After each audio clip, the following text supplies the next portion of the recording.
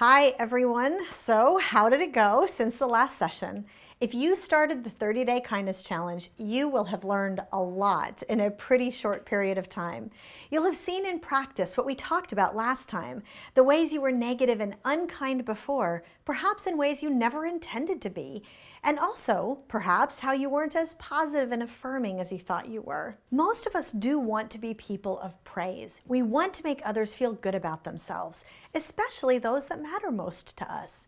In this session, we'll be talking a bit about how to do that. And in some ways, of the three elements of kindness, practicing praise may, for many of us, be the easiest to implement. It doesn't really require an additional investment of time, and it doesn't usually require as much effort and self-discipline as it does when we are holding back some negative response that we are really wanting to give into. But what it almost certainly does require is some shift in our thought patterns in order to shift our praise patterns. You see, when you look at negativity and unkindness, the reflex action is for negativity to come out and spill over on those around us. So we have to practice holding it back. We have to rein it in, almost like reining in a runaway horse. And it can be hard because that criticism or that exasperation or that sarcasm just wants to come out, right? Praise is the opposite. There are so many ways that we subconsciously automatically hold praise in, and instead, we need to purposely work on getting it out. It is so common that we don't express the affirmation the other person needs for one reason or another. We have to figure out those reasons so that we can overcome them and become the people of praise we want to be. Each one of us has different things that are holding us back, and we may never really have thought about some of them before. That's hopefully what you began to identify if you read the praise chapter in the kindness challenge before this session.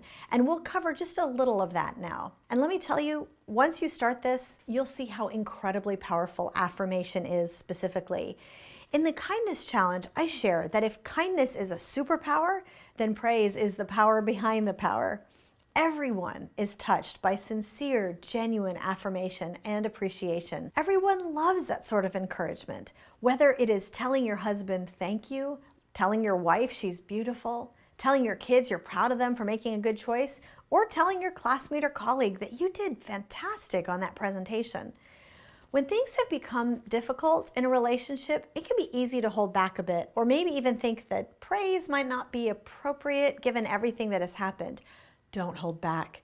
As long as it is sincere and appropriate to the situation, affirmation will usually be very well received because every person is subconsciously longing for it. So let's remind ourselves of just a few of the 10 reasons that we tend to be holding praise in and which we need to overcome in order to get praise out in a way that will transform the relationship. One of the most common reasons we don't praise is that we look at something someone did and say, but that's just what he or she is supposed to do. We think, but it's my son's chore to load the dishwasher. Why should I thank him for that? Or why should I spend all this emotional energy affirming that the report from my classmate or colleague was well done? They were just doing their job. I had so many people tell me I shouldn't have to do that. Well, maybe you shouldn't have to, but it makes a big difference if you do.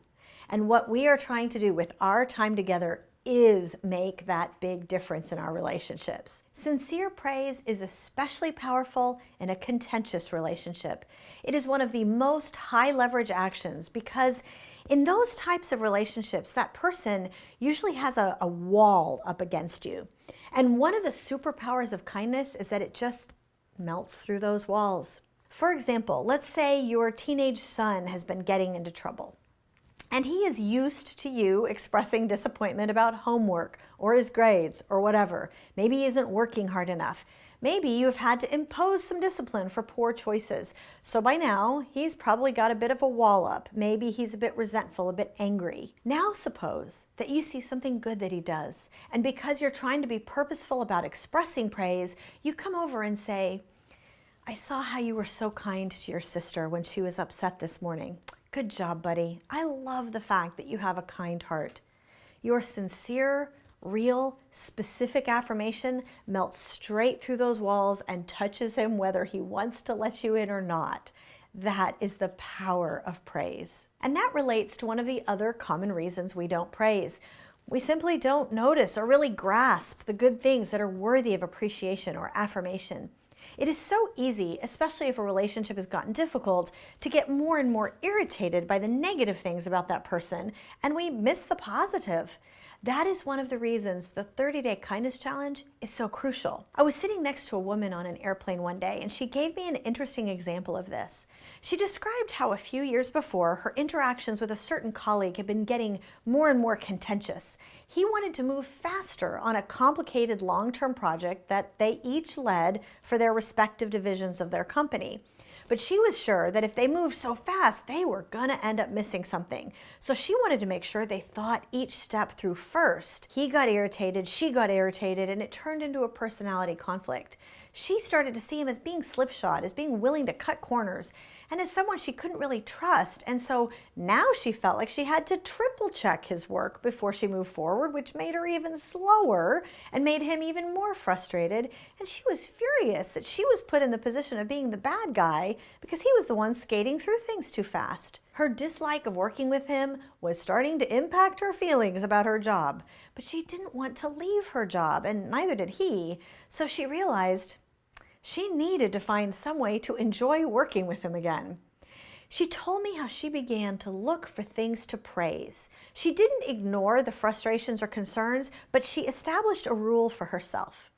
For everything she felt she needed to say that was frustrated or could be perceived as negative, she had to find something positive to say as well. Very quickly, she realized she was going to be way out of balance. So she looked hard each day and literally wrote down the things worth affirming so she wouldn't forget them, so she could pull them out as a counterbalance when something frustrating came up. Like the fact that this guy's speed had actually saved a client relationship when they were in crisis mode and the client needed something fast. Like the fact that this guy had really good creative ideas that others didn't think of. Like the fact that he was the only one who could manage a difficult client that they couldn't afford to lose. Suddenly, she was seeing so much to praise each day that the positive list ended up outweighing the negative list by a lot. And she realized she just wasn't as irritated anymore.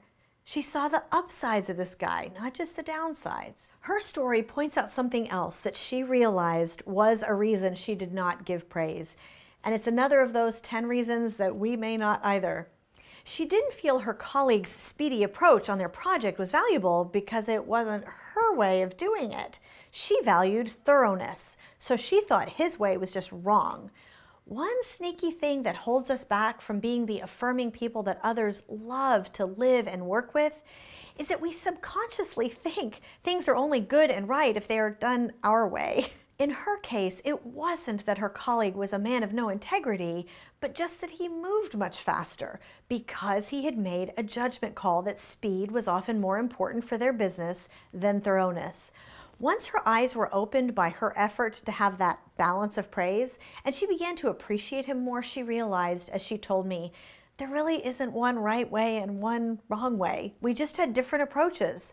I think we miss a lot that other people have to offer because we are so busy trying to control things and think our way is the only legitimate one.